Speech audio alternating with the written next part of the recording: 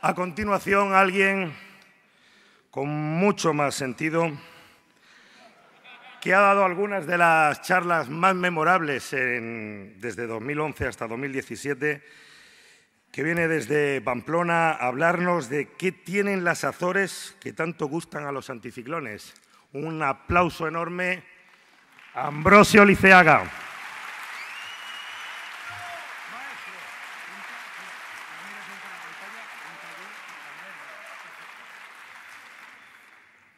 Y ahora sal. Después de... ¿Ves? Es que ya no me hacen caso. Ay, bueno, yo he venido a hablar de las Azores, pero como sé la foto que estáis esperando que saque, ya la voy a sacar al principio, me quito el mal trago y ya puedo hablar de mi historia. Vale. Ya la he sacado, ahora olvidaros de ella. Porque hay un montón de cosas mejores de las que hablar cuando hablas de las Azores. Por ejemplo, este es un evento de divulgación y la palabra Azores debería recordarnos no esta foto, sino esta otra. Reíros, pero este hombre, Mariano Medina, probablemente fue el primer divulgador en un tema como la meteorología que copa casi tanto tiempo como los telediarios y los noticieros.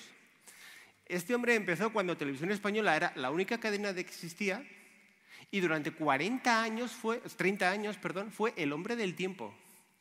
Y empezó con una simple pizarra en la que estaba dibujada Europa y él con una tiza dibujaba borrascas y anticiclones.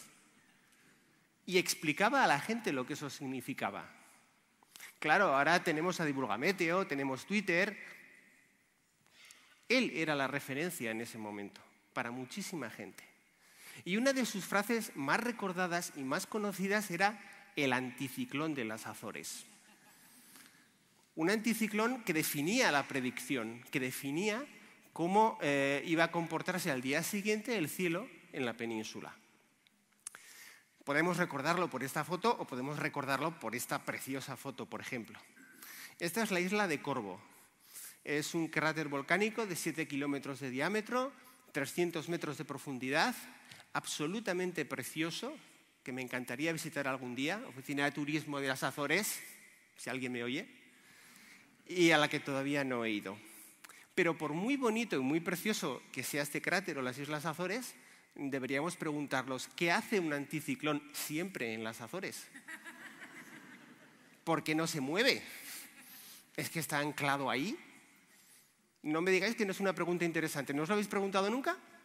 Un niño de 5 años lo haría. ¿Qué hace ahí el anticiclón? ¿Hay algo especial en esas islas para que no se mueva? Bueno, lo primero seguramente sería explicar qué es un anticiclón. No hay que dar por supuesto nada. Un anticiclón es simplemente una zona de la atmósfera con una presión un poco más elevada de lo normal. Y como tiene una presión más alta de lo normal, el aire tiende a salir de ella. Si es un anticiclón lo bastante grande, por una fuerza que es la fuerza de Coriolis, ese aire que sale se desvía, va girando. Pero lo que nos interesa a efectos prácticos es simplemente que el aire está siempre saliendo. Y yo me hago otra pregunta tonta. Todas esas millones de toneladas de aire que están siempre saliendo, ¿de dónde vienen? ¿Cómo se reponen? ¿De dónde viene todo ese aire? La verdad es que posibilidades no hay demasiadas. A ver, no puede venir por los laterales, porque hemos dicho que el viento sopla en todas las direcciones saliendo de las Azores. No puede venir de abajo. Si de repente el océano se llenase de burbujas de aire que van hacia arriba, nos daríamos cuenta. Con lo cual, todas esas millones de toneladas de aire solo pueden venir de arriba. Lo cual tampoco nos resuelve mucho. Hay un dios Eolo que nos inyecta aire. Recordar que es una zona de alta presión. ¿Extraterrestres, tal vez? Estamos en Naucas. Realmente tenemos que pensar en fuerzas naturales y la fuerza natural más potente que tenemos es el Sol. Si tenemos una zona de alta presión y se está inyectando aire, el Sol va a tener algo que ver. ¿Y cómo nos actúa el Sol? Bueno, el Sol nos ilumina, ya lo sabemos, emite un montón de energía. Una parte se queda parada en la atmósfera, no mucho, porque la atmósfera es transparente a mucha de esa radiación, o no se estaría viendo ahora, y pasando miedo, y otra parte se dedica a calentar el suelo. Es como un puchero, va calentando el suelo y la atmósfera va creciendo y va subiendo. Bien, ¿dónde es el sitio donde más calienta el sol? En el Ecuador.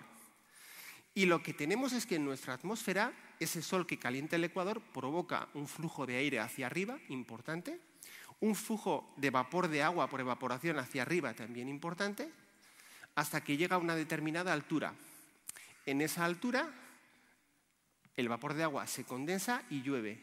Pero precisamente esa condensación del vapor de agua genera más calor y hace que la masa de aire siga subiendo. Sube hasta la estratosfera. No se puede quedar ahí eternamente y lo que hace es descender y desciende en dos franjas situadas a 30 grados norte y 30 grados sur. Y ahora la pregunta difícil. ¿A qué latitud creéis que están las Islas Azores?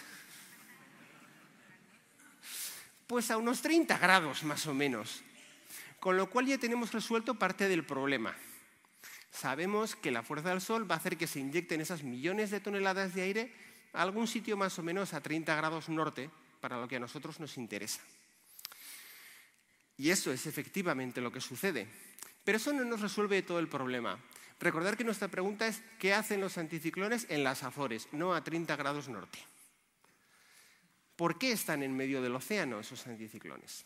Bien, hemos dicho que el aire ascendía, llovía, con lo cual el aire se resecaba y ese aire reseco volvía a caer. Cuando ese aire reseco vuelve a caer, además por presión va aumentando su temperatura. Y no es casualidad que a esos 30 grados norte tengamos aproximadamente el desierto del Sahara o los desiertos de México. Ese aire recalentado seca el suelo. Pero el efecto es distinto cuando cae sobre el mar. Cuando cae sobre el mar va a captar humedad. Y además está el hecho de que ese suelo caliente genera una cierta corriente de aire hacia arriba. Y esa corriente de aire hacia arriba se opone en parte a la corriente hacia abajo.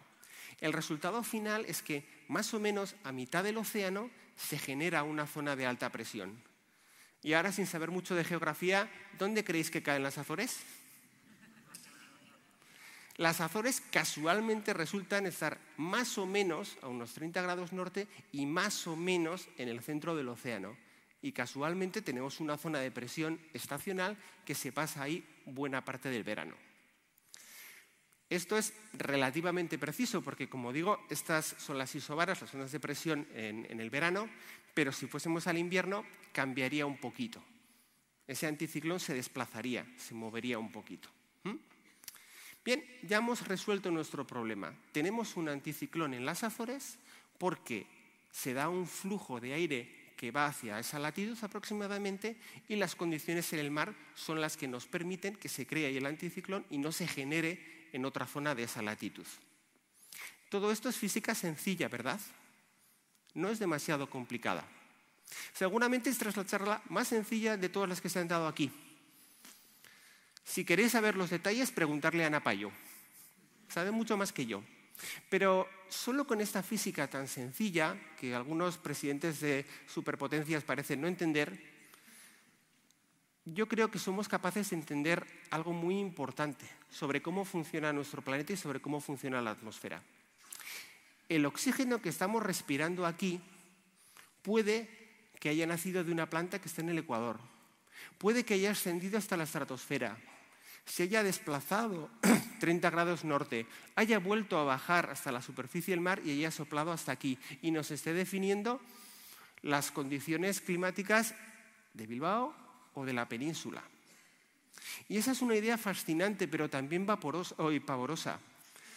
Es pavorosa y terrorífica porque lo que estemos haciendo en esas selvas tropicales nos está influyendo en estas corrientes de aire.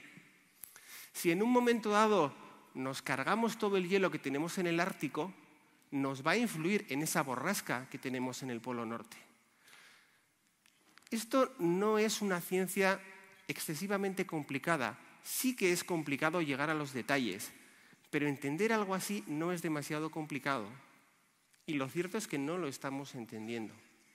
Y eso es grave.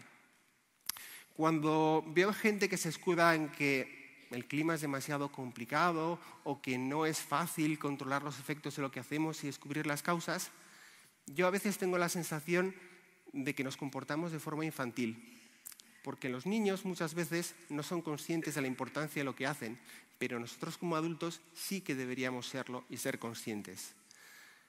Si alguien realmente tiene un poco de interés en estos temas, es fácil comprender lo que está pasando y yo espero haberos ayudado a que lo comprendáis un poco también. Muchas gracias.